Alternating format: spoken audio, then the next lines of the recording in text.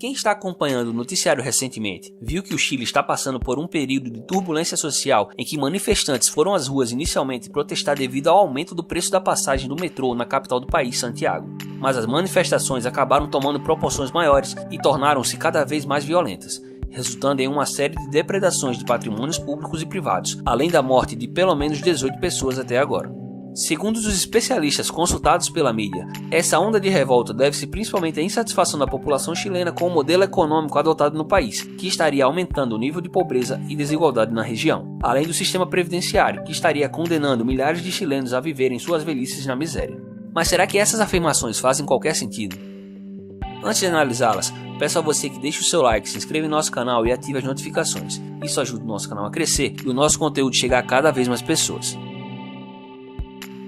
Para quem não sabe, durante a ditadura do general Pinochet nas décadas de 70 e 80, a economia chilena passou por uma série de reformas econômicas de cunho liberal, formuladas por um grupo de jovens economistas chilenos que ficaram conhecidos como os Chicago Boys, devido à grande maioria desses economistas serem adeptos da Escola de Chicago, que é uma escola de pensamento econômico que defende o livre mercado e que tem no famoso economista americano Milton Friedman o seu principal expoente. Eles foram os responsáveis pelo famoso milagre do Chile, termo cunhado pelo próprio Milton Friedman para descrever o processo de vertiginoso crescimento da economia chilena durante os anos seguintes à adoção do liberalismo econômico no país. Para se ter uma ideia da dimensão desse milagre econômico, a economia chilena registrou crescimentos anuais do PIB na ordem de 7,8% a 9,9% ao ano entre 1977 e 1980, e apesar do alto nível de aceleração da economia, a inflação estava em pleno processo de queda. No início da década de 80, havia no Chile 65% mais carros, 186% mais aparelhos de televisão, 176% mais máquinas de lavar e 478% mais geladeiras sendo vendidas do que antes do golpe. Após o fim da ditadura e a instauração de um regime democrático, diversos governos mais à direita ou mais à esquerda se alternaram no poder, mas nenhum jamais ousou mudar a política econômica liberal chilena.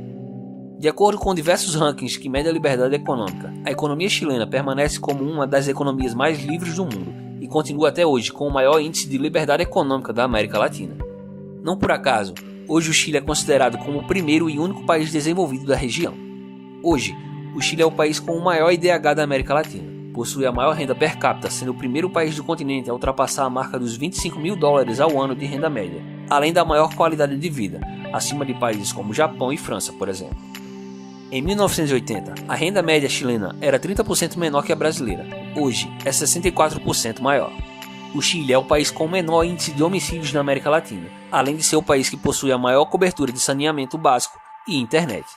O Chile também é o melhor colocado no ranking do Programa Internacional de Avaliação de Alunos da OCDE, o PISA, com a melhor educação da região.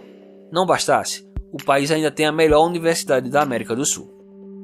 Em relação ao nível de desigualdade, primeiramente deve ser deixado claro que desigualdade não deve ser usado como parâmetro para nada, muito menos para medir qualidade de vida de uma população.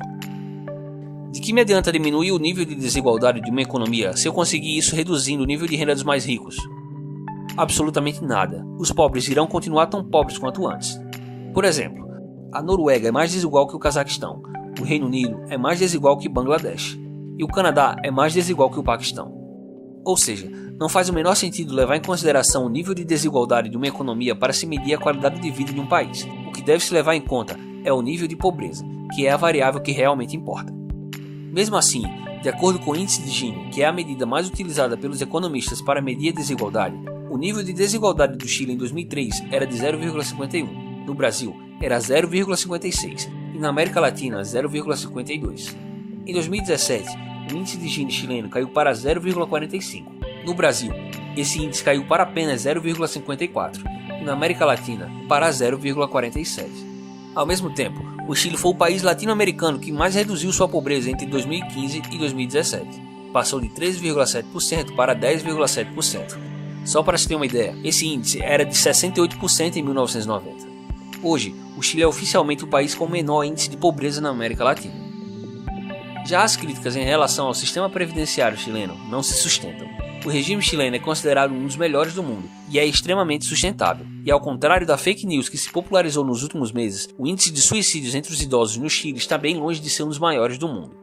Segundo dados da Organização Mundial da Saúde, o Chile possui apenas a 118ª taxa de suicídio entre idosos mais alta do mundo, bem atrás de outros países como Cuba e Costa Rica.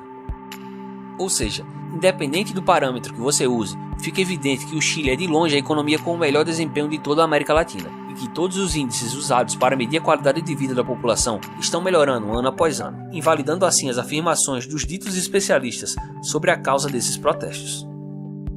Sendo assim, o que então estaria por trás dessas manifestações? Primeiramente, está ficando evidente a interferência de governos, partidos e instituições estrangeiras por trás desses movimentos violentos na América Latina, que estão ocorrendo até agora não só no Chile, como também no Equador. Nessa semana, a Organização dos Estados Americanos, OEA, emitiu um documento alertando sobre a ingerência dos governos de Cuba e Venezuela na convulsão social do Chile e Equador. Ainda nesse contexto, o ditador venezuelano Nicolás Maduro fez a seguinte declaração numa entrevista quando perguntado sobre essas manifestações. Estamos cumpliendo el plan, Foro de Sao Paulo. El plan va como lo hicimos. Va perfecto el plan. Ustedes me entienden. Foro de Sao Paulo, el plan va en pleno desarrollo. Victorioso. Todas las metas que nos hemos propuesto en el Foro de Sao Paulo las estamos cumpliendo una por una. Para mim parece bastante óbvio o que está acontecendo e quem está por trás disso. O Chile possui hoje a economia com o melhor desempenho da América Latina.